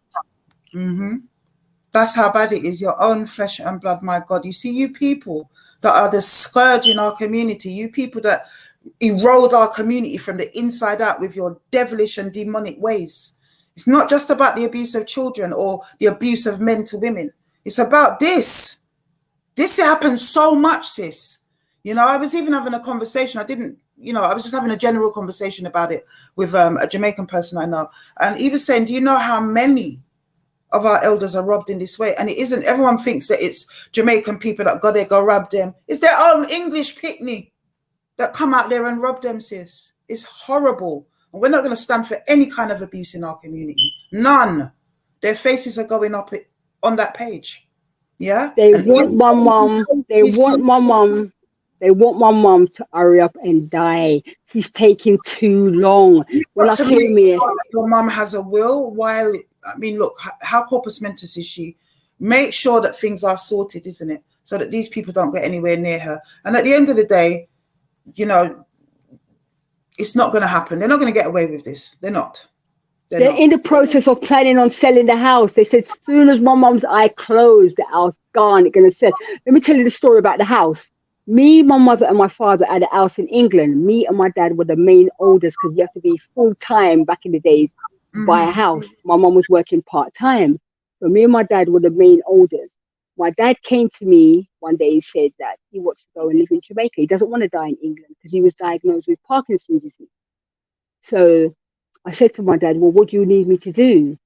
What it was, those same Winston and Patrick and Marie convinced my parents that they should try and sell the house behind my back and don't tell me nothing. So they got all these people to come with cash to buy the house, but they couldn't sell the house because they needed my signature. I didn't know about that until after. So my dad came to me and told me that if I could sign the paper so that they could sell the house. So I went to the solicitors and I signed the paper. I signed away my rights. I didn't get no money for the house. But my dad said I could inherit this house in Jamaica because I didn't get my money for the house in England. And so the house sold in England and my parents came to Jamaica. And my siblings, they got the lady who's a scammer to come and move into my mum's house so that she could search up my mum's house and take out all the major documents. So she's got the land paper, the land tax, everything she's got. And so she is working with Winston, Marie, and Patrick. Yeah, so they're waiting. Winston says, as soon as my mum's out, because Winston said, any rights that I have, I must transfer my rights to Patrick. As soon as my mum died, Emma Patrick is selling the house immediately. And I had to have a ramp put on the step to get into the house, and a ramp from the kitchen to the living room. Winston said last year, as soon as I go back to England, he's going to take up all the rump and dash it in the dustbin. I just can't understand why they hate their mother so much. It's disgusting. And, you know, we had an open and honest conversation. And, you know, I said to you, what is it? Be honest with me, sis. What could it possibly be? You know, was your mom evil toward you guys and whatever? And you showed me no. You know, this is about their sense of entitlement, and they're just nasty people. So we're not going to stand for it. We're going to work with you, my sister, to bring these people to justice. That's what's going on right now. And we're just not going to stand for it. We really are not, my sister. It's not going to happen. There's not too much more we can say because there's things in the vessel. Let's just call it that right now. Isn't that right? There's things in the vessel, and we can't say much right now. But I can tell these people for a surety, don't answer your phone. You have to answer it sometime. His time is up. He's coming for you because that is so unfair. And I think of my own elderly parents in Jamaica and whatever, you know, when they went down and whatever. My mom's 81 now. And oh, by the way, people, I'm, you know, looking for a reunion with my mother. So that's a nice development. You know, you guys know my story. You know, that's imminent. Let's just say that. I'll talk about that another time anyway, in full. Maybe I'll have videos when it happens. Who knows when we come back. But yeah, no way could I even imagine, as bad as my brothers and sisters can be, that they could ever do a thing like that. Never. It's absolute, pure, unadulterated evil, my sister. It really, really is. And I want to give you the assurance and the community the assurance that we're not going to stand for it. And we will do everything that we can to support you, sis. Okay? All right, my sister. And thank you for coming on and telling us your story, because it just opens out another level of the type of abuse that we've got to be dealing with in our community and the type of thing that needs to be stamped out. Blessed love, my sis. And I wanted to say to people, my family, I think they watch too much soap operas. They think there's some kind of Sweeney, like the Sweeney Toddlers. They think there's some gangster family because there's 5 brothers alive. They're all mouth. They just like to toot their own and make out that they're better than what they really are. And they like to intimidate people and they like to bully people. Yeah, that's what. And that includes Marie.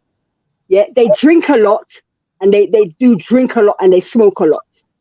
Yeah, and they don't read much. And I think most of them can't really read. And that's why their language is very limited. They can't articulate themselves. So they get frustrated and just start acting stupid. Well, ignorant people, this is how they behave, sis. So this is Winston. I think somebody else was just asking for that picture. It's going to go up on Insta. This is Winston. And this one is Patrick, isn't it? Is that the name?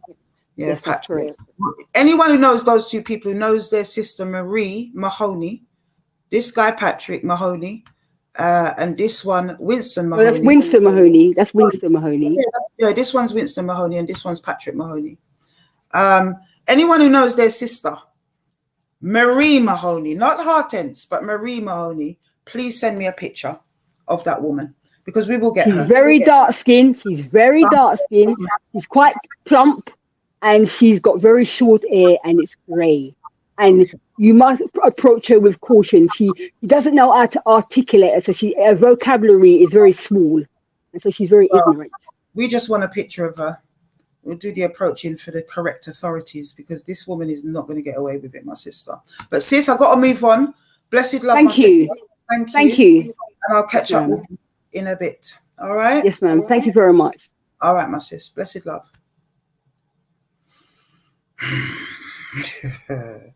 These people, honestly, these people, brothers and sisters, it's disgraceful. Absolutely disgraceful. So we're coming to the end now, my sisters and my brothers. I'm sure if sister was here, Sister Lorraine, that she would be equally as disgusted, because I know that is a woman that loved her parents very much. And that they'd passed, you know, before she did. I just can't even fathom it. I'm disgusted. If it's two people that pull my heartstrings, it's old people and children. And I'm just disgusted. I'm disgusted. I will be promptly sending an email to Southwestern Airlines or railway lines or whatever it is very soon. And as I say, there are things that are in the vessel that will ensure that these people will not get away with any of this. At the moment, my brothers and sisters, I'm looking for, I'm going to try and share my screen of some footage of Sister Lorraine at the last march. I wanted to share that with us because what I find really strange is that a couple of days before Sister went, as we're tracing it back, because remember I didn't find out until about 4 days later, but as I'm tracing it back, a couple of days before, so it would have been just before I spoke to her, the His Time Is Up march was taken down because somebody reported it for defamation. And I found it really strange because the usual culprits that do that would have normally done that at the time, you know? They would have done it at the time and there'd have been no, you know, it's obvious who it is, usually. We know who our trolls are and our enemies are. So I went back over the video when it was removed and I saw LB speaking about the usual Eamon Edwards stuff. So I thought maybe it could have been him. You know, he's done that before. But his style is not that. He will do that straight away because he's like a hawk forever in the bushes. And on the back of it, he'll usually put up one of his little weird videos that he does, right? So I couldn't understand. And I was thinking to myself, okay, so if it's not Eamon Edwards, who could it be? And why the march? But when I look at the march, the only people that are mentioned by name at the march, put Milton to one side because we all know what happened with him. But the only people that are mentioned, by name are Vincent Wright, because he's always mentioned, Eamon Edwards when LB's up on the stage speaking about him, and also Kelvin Sabarosh when Sister Lorraine was speaking about him at the march. So I just, looking back, because this is all in retrospect, of course, I'm looking at it, and I'm actually pre-ing Eamon Edwards because I'm thinking, yeah, that's his style. Yeah. So I don't really understand, but it's not until the event started unfolding that I just found that to be really strange because it doesn't fit the MO of him, of LB's assailant. And as I said, he would have done that at the time. So I just found it really odd that Sister is in that footage at the march and somebody's pulled it. And a couple of days later, she's gone. I'm going to go more in depth in that in a members only live, you know, but it don't sit well with me. Not at all. I'm just trying to share my screen, people, because I'm going to try to get it in the studio, in YouTube studio. Even though it's taken down, I might be able to share it from my end that way and just that clip. So I'm going to try to do that. My computer's super slow. I think it's the internet around here. It often messes up. Let me put out the link while I'm trying to do that. If there's anybody that wants to jump on quickly, if there's anyone that wants to jump on quickly, I'm just thinking we're nearly at 2 hours and I've run out of space. I forgot to delete some videos on this live. That's maybe why it's slowing down. And I don't want to go over so it just cuts off abruptly. But let me put out the link. And if anyone wants to come on and say a few words about Sister, you know, their experiences with her and so on and so forth, please feel free to do that. I'm hoping you guys will participate and come on and just say a few words, you know. We don't have much footage of Sister. I'm hoping we can get some, you know, when Bradley's got a bit of time, then I'm hoping we can get some. But I feel like we're running out of space. I feel we've only got a few minutes left. It's very slow tonight. Let me just stick that on. It's such a tragedy, my sister. You will be missed, Lorraine. You will be missed. You'll be truly, truly missed. And, you know, we've lost 2 sisters now. Let's not forget our sister Marie that passed, Peter Bailey's victim. We just buried her in February. You know, we went to the funeral and represented there. I didn't film that really. Didn't put anything up about that. But this is going to be different. And I really would like, you know, people to represent and to come to her funeral. But we'll see. We'll see. There's the link, guys. It's in the chat. Jump on. until I can try and sort out this really slow thing at the moment. I don't think I'm going to be able to share it really. Hold on, let's see. There's the link. Jump on, people. Jump on. Let's just, you know, a few words for the sister, man. His time is up style. Jump on. What she meant to us. Mods, feel free to jump on. Anybody jump on. Open mic, you know? I'm telling you, man. And it's always the good. It's always the good. And the wicked people get to live long. This is what upsets me most of the time, people. God knows. God knows. This is what upsets me. Damn, this thing is slow tonight. It's just super slow, extra slow. See if I can share my screen and find it actually. Where's it? Does it have the dates? Right, what date was it? October the 16th. Did we go out last year, people? Here we go. I've got it. Right, I'm going to attempt to share my screen.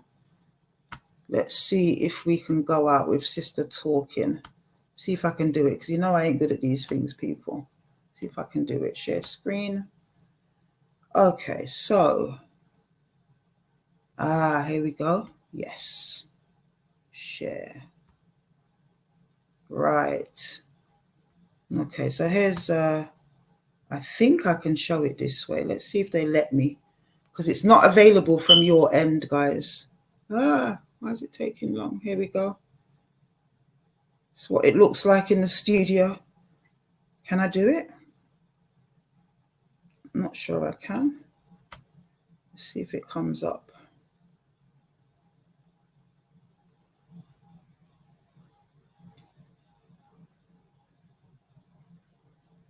Let's see if it comes up. I think I might have already watched it at this point, which would be great, because then I don't have to scroll through. Come on, come on, come on. It's so slow. The Wheel of Death.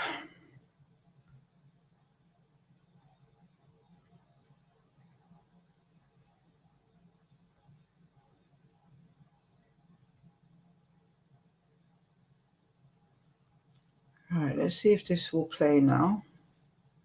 Turn it around and you got the penny! Mark of the beast! Turn it around! Let me see if I can find sis. Pick it up.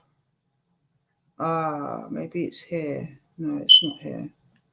Is my screen like really blurry, or is it just me? I don't know why it's showing like this, man. No, it's not here. Sorry, guys. I think it was when we were back at the square, wasn't it?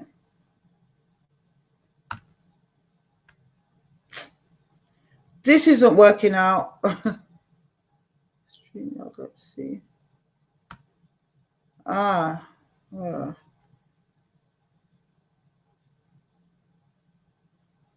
minute, guys. By a family friend, right? To this day, me and my mum can't talk about the situation. Whatever happens in the home stays in the home. Well, fuck that. That's right. Because anyone touches my child, I'm doing time. And then, as we all know, what happened to me at age 15 in Norwich Road, and everyone said it should have.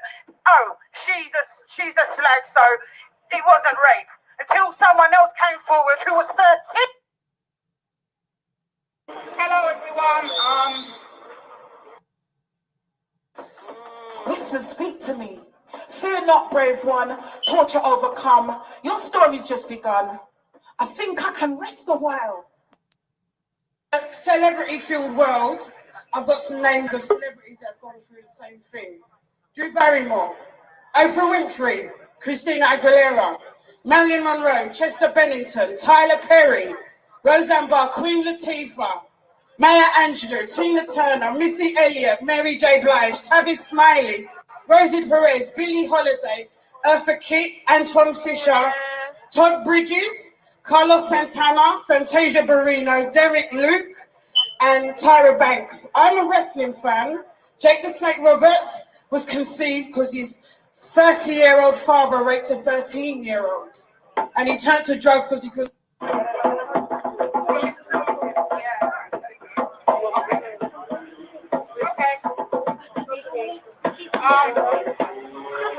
Hello, everyone. you know my story, and I'm here today to share a little more of it. Sorry. Originally I was gonna share it on Afua's platform, but I don't want it to get shut down. I don't want the members to get shut down. So today I'm gonna say it in public. I'm gonna expose the names, the people that Kelvin Sabaroch used against me, and what Haringey police are using against me, because they're not hearing it. They're not listening to me. I've told them everything. Some of you know I was in an abusive relationship with Kelvin Sabaroch. He groomed me for 6 months, and then he spent the next 18 months abusing me verbally, emotionally, physically, and towards the end, sexually. I managed to get him out in August 2020. I knew that wouldn't be the end of it. The next 3 months was harassment, abuse, theft from my house, damage to my car, and I was kept in his house for over an hour, where he sat me down and verbally abused me. The most disgusting things I've ever heard in my life.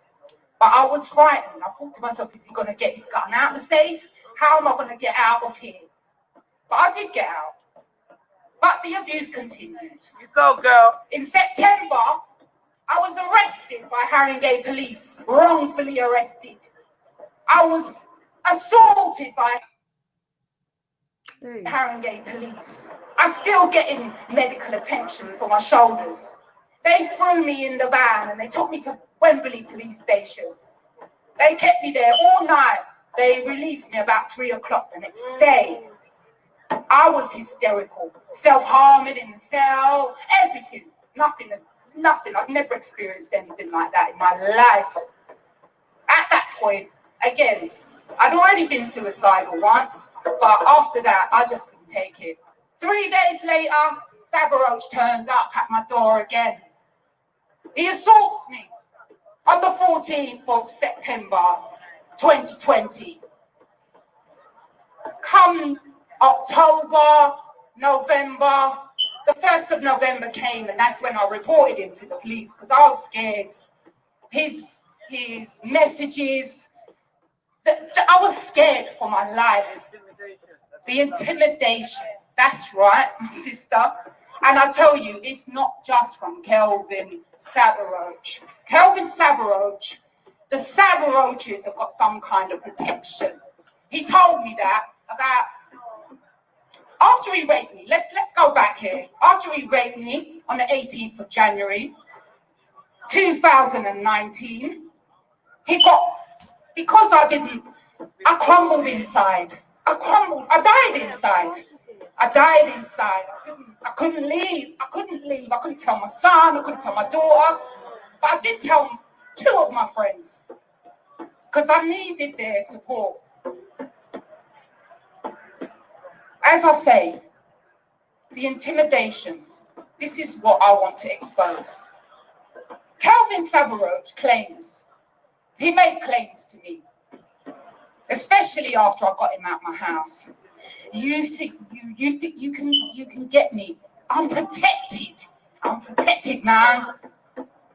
Barristers, police, social workers. And it's all played out. Seems like he is protected. Because 2 years later, he's still not been arrested. He's been brought into Haringey police station. He's been interviewed. He came with a representative and a personal statement, apparently. My officer in charge said, oh, well, it's not what you want to hear, but, you know, at that point, I wasn't in the country. I'd had a breakdown. My friends took me out of the country. At that point, that's when I said, I have to make a complaint. And I did, direct to the IOPC. Everything I put in there. Let's not forget, I'd had a non-molestation order in place. The judge didn't have a problem. I wasn't called in to give a statement. They read what I'd written, and she put a 12-month non-molestation order on him. When that ran out, I went back to the police to say, it's run out, can I reapply? My officer in charge sent a message through my support worker saying, well, he ain't contacted her in a year, so she don't really need it, does she? That's what prompted me. I need support. I need to expose this man, this family. His time is up. I decided, let me put it out there. I'll put it out there on a platform, a neighborhood platform. I did, because there's plenty of white people that see that. There's plenty of professionals. The police monitor it. And sure enough, I put his picture up there. I put the fact that I've had a non-molestation order. I put it up there. And I warn people, if you know this man, apply to Claire's Law. If you're a woman and you're dealing with him, apply to Claire's Law and you'll see. You'll see what a monster he is. He's a convicted criminal. He's still working at the bus garage. Well, funny you say that. So, he's a bus driver. He works for London Transport, out of Holloway bus garage. I asked my officer, my police officer, 2 days ago, is he still working there? He won't tell me. He won't tell me. The police officer, Haringey police officer, my allocated police officer, won't tell me. He told me it's up to my support worker to find out if he's still working there. So, I wrote to the mayor. I sent him an email direct. So the mayor knows that they've got a convicted criminal. It's about, I think it must have been at the beginning of the year I sent that email. I can't remember. The mayor knows, Sadiq Khan, you know that Kelvin Sabaroch, convicted criminal, abuser of women, is driving around on the buses. You keep complaining. Why's that?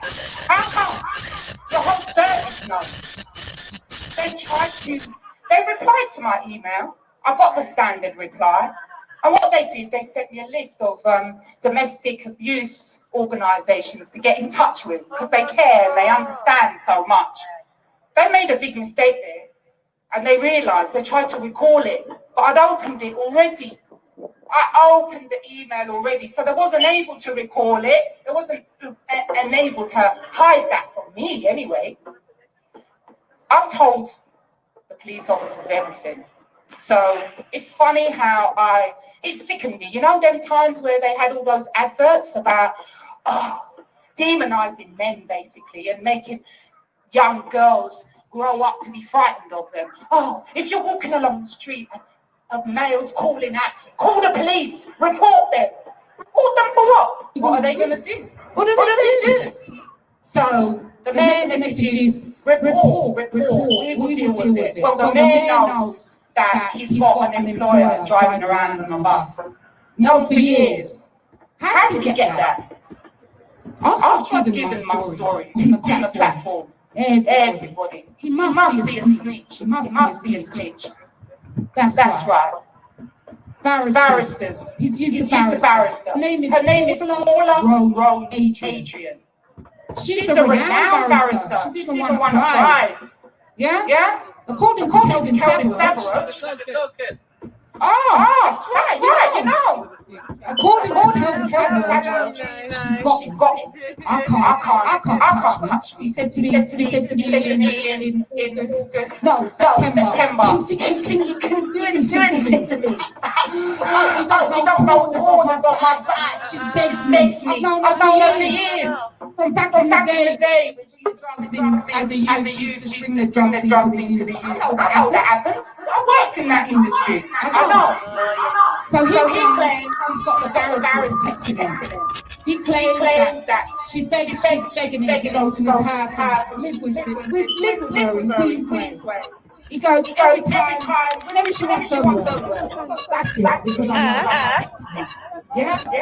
That's the barrister. All around. So, with that information, as well, every time I give the police information, they just say, okay. That's it. I ask the officer, what are you going to do with this information I've given you? You're not doing anything. He said, it's something that it will be kept on file. So I wrote to the head of change. She She works out with him. He knows. I wrote to him. He knows there's a marriage there. Kelvin Sabaroche is helping for years and years. It's gone off September. September. I've got another call. Come on, yes. Come on, yes.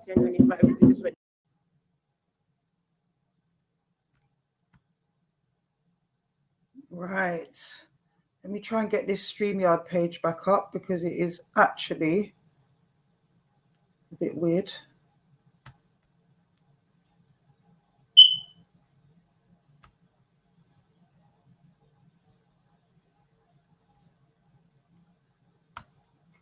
Right. Oh, sis, man. We got Grandma Liz in the studio. Hurricane Toya. I knew you guys would come on. We put out the link again in case anybody. Blessed love, sis. Yeah, man. I was barling behind that. Barling, a true soldier. When you put the video out.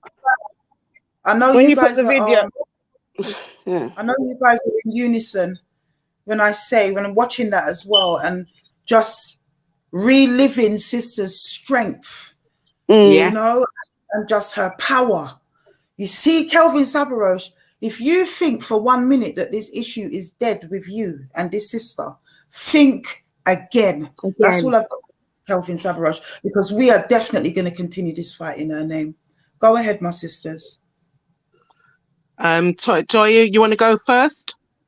Can you hear me? I can hear you. Basically, I was the one holding her hand that day when she was saying the story. So when Afua put it on the Instagram that Saturday, I just left work and I was on the train and I collapsed on the train. I couldn't believe it. I said, no, this has got to be a nightmare. Yeah. I couldn't believe it. I said, that can't be. Because every time I met her, she was just such a strong, she gave me hope. Because we've gone through something similar, even though I went through it a lot younger. Yeah. Because I didn't realize she was 60. I'm thinking she's like, late 40s, early 50s. I didn't realize she was 60. I spoke to her son, everything. We had a conversation about certain people attached to this individual. Mm-hmm. And it was just like, it's just insane how it happened. It's just not, it's all now. It don't feel right with me. I'm going to be totally honest with you. It don't feel right at all. I think it's the same for us all, to be honest with you, because, for my dynamics, it hits in a different way because she really supported our family. And that's why I felt that I had to come on. I'm not usually up till this late at night, but I had to come and show my respect and my love. And it really does hurt. Yeah.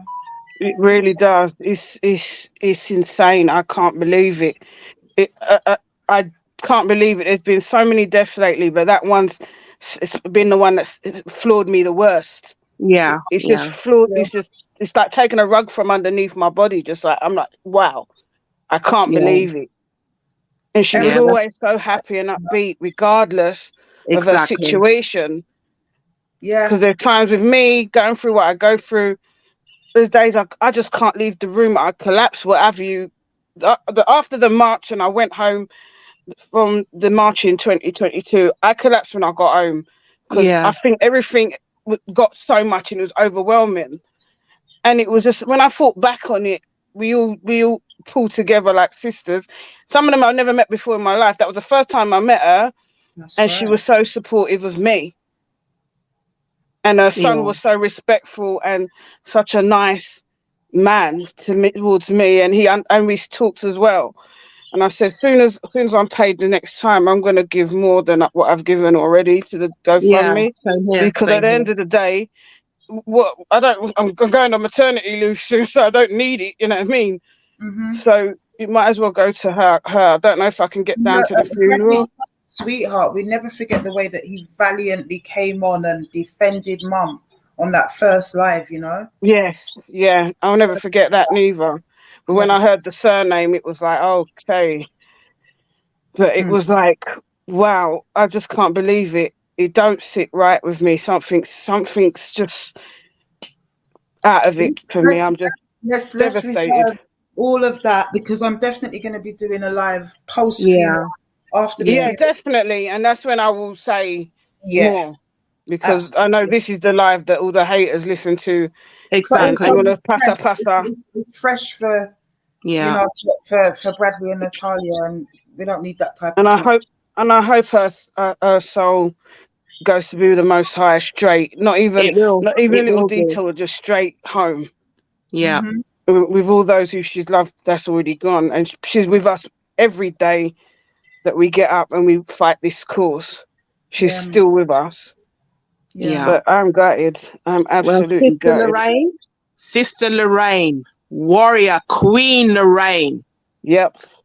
May you rest in eternal paradise. I want to thank you for all your support to my family. I know I speak on behalf of my family, the Milton Keynes family. The way that you came and you supported my family, the way that you spoke on behalf, on a live for my family, I will be forever indebted to you. You are at peace now. No other person can touch you but the Most High as you lay in his bosom. Warrior, Queen Lorraine, I salute you and I bow for you. Humbly. Rest in peace, my sister. In eternal peace. Thank you. Eternal peace. Yeah. I couldn't let this go without, coming to say goodbye. I need to say. I'm telling you, it really is an emotional one. It really is heartfelt. It is heartbreaking. It really is. And they always say that the good ones go first. And in Jamaica, they say the good die young and the wicked live long. And it's so true, because that's so true around, is it? But I tell him one thing: when you go, Sabarosh, there'll be nobody holding tributes for you. That's all I've got to say. Exactly. Your own son has changed his name. I mean, my God. Yeah. That tell you sums it up, doesn't it? That just about sums it up. There'll be nobody holding lives and tributes for you. Just remember that. Remember that. On the page, I actually deleted the comment. I did screenshot it, but I wasn't going to show it here tonight. But there was somebody on my page that put a nasty comment. I don't know if you guys saw it on Instagram, and I cussed them off. I believe it was him. Because his reaction so far to Sister's passing has been all about him, and he's quite worried that he's expecting everything to do with him to go away, and very worried that it will continue. We'll be worried because we are continuing it in her name. And well, with warriors here. With regards to him, he's not even worthy of rent-a-kill, because he's going to meet his maker in the most atrocious way. Oh, 100%. He's going to get dragged. Sisters, we don't even have to leave our house. All we've got to, we don't have to go to no Abia man, because it was spoken about on the first live that he's into that, him and his mama at the end of the day. But we don't have to get into all of that. All we have to do is speak it as Black women and cast and you are done. Yes. And I'm telling you here, Kelvin Sabaresh, Ashe, I'm telling you here and now, that I cast you into the pit of hell. Everything that you touch will turn to dust. Everything touch turn to dust from this point onwards. Because you know what? Some of us know Wagwan in the spirit, Mr. Man. And I'm telling you here and now that, as Marcus Garvey said, that's why I put that as a quote at the end of the explanation on the GoFundMe. I put that Marcus Garvey quote for a reason. When Marcus Garvey says, in life, I am an annoyance to you. In life, I am an annoyance to you. But in death, I will be a terror. That's right. That's what Marcus Garvey says. And I'm telling you now, you will not sleep. Yeah? Because this sister's energy, her power, it lives on. And I'm telling you, in life, she might have got your goat a little bit, but in death, she will be a terror to you. And we will raise her spirit time and again. We'll raise her spirit time and again. You will not get away with this. Don't let a Black woman cast their tongue on you. Remember, I tell you that I'll curse you from every part of your generation. Do you understand me? That's right. I Those say, for real. Karma gonna lick you. that are innocent. You see the wicked line that you have? I curse it from the top to the bottom, from the side to the other side. I curse it. Remember, Yes. everything you touch will turn to dust. And gonna try send darts after us. You're done. Forget police. You are done. And that's what I've got to say. My brothers and sisters. My sisters. Yeah. That's right. I totally agree with that. I mean, you know, wash our mouth on him. What does he feel like? You know? He But feels he's untouchable. He does. His karma, when it comes, it's gonna rip him to shreds. He does. We heard what the sister said. So, man like that doesn't want to catch our roof. Yeah? No, not at all. What I've got to say is, let's end it on a high note. Yeah. Yeah? And we will honor that sister right through. Ashe. To the beyond. Ashe. Rest in peace. Rest in peace, Rest in peace, my angel. Peace. And let's not forget our wonderful brother Bradley. I haven't got a sister of a picture of Natalia. You know, this is why we're doing this. Lovely. That we continue to work for those children. Way beyond. Just now. I've got a tear in my eye now. Got all emotional. All right. Yeah. Sisters, thank you. Thank you. Thank you, sis. Thank you so much. And thank you so much, Lorraine. You know, we, like I said, you may not be here with us anymore, but there's no greater power than our hearts, man. Our hearts. Not in the physical, but very much. That's it. That's right. Yeah. Much love, Sister Lorraine, and much love to you. You know, Afua as well. You know I love you so much, sis. Thank you so much. Well, both of you. For all that you do. Yes. Much love. Bless peace, you. love, and blessings. And take care of that bump, Toya. Oh God, trust me, he's taking care of me at the moment. When it happens, you're gonna make sure. I think you'll hear me from the hospital. I swear. With this one, I think he's a heavyweight champion of the world. This one. Oh, anyway, Sister Latoya, you stay safe and stay blessed, my sister. Yes. Yes, I will. You know Definitely. what they say, Latoya, before you go? You know what they say in Jamaica, don't you? As one passes, another one comes. So that's right. The spirit is definitely going to be reborn in that child. Definitely. Warrior things. Another warrior. Ray's been kicking me up in the night. I think so. Love you, sister. Take care. Take care. Bye-bye. Take care. Yeah. Bye-bye. Blessed love. People, let's honor our sister, man. Let's keep her spirit alive. It is heartbreaking, but you know what? Let's be upbeat. In our true tradition, let's be upbeat. Let's celebrate her life. You know, she had a journey. She overcame it. That's what we need to understand. You know, when you see that sister talking in the square, that's her speaking her truth in triumph, because she's overcome. She was not a victim. She was a survivor. And I'll keep you guys updated, my brothers and sisters. It's nice to be back, even just for a little bit. I think I've been away 3 weeks. I'm not sure when we're going to do another live anytime before the comeback. And the comeback will be happening around anytime between the end of July to the end of August. You know, it could be anything between that. And we'll be back. And I'll definitely going to be doing some members' lives as well. I'm just kind of getting my nuts together a little bit and doing some of the things that I said I was going to be doing. So thank you, guys. Thank you for participating. Thank you for loving this sister. Thank you for being a part of it and being the core team, the core supporters of His Time Is Up. Because there's no passer for them tonight. Not really. There's a little bit. And you can see the numbers shooting up and down while they went in and out. But I can see who the core people are and the numbers. So I love you, people. I will see you guys again real soon. Look out for the updates on Instagram. Them Dutty Bungle there. Marie Mahoney, we're coming for you. Patrick and Winston Mahoney, we're coming for you. Remember that. Love you, people. Over and out. Have a great weekend. It's going to roast tomorrow. And you know where I'm going to be, in that garden, jerking up the place and going on like I'm in Jamaica in my bikini. Blessed love, people. Sister Lorraine, we love you. We honor you, my sister.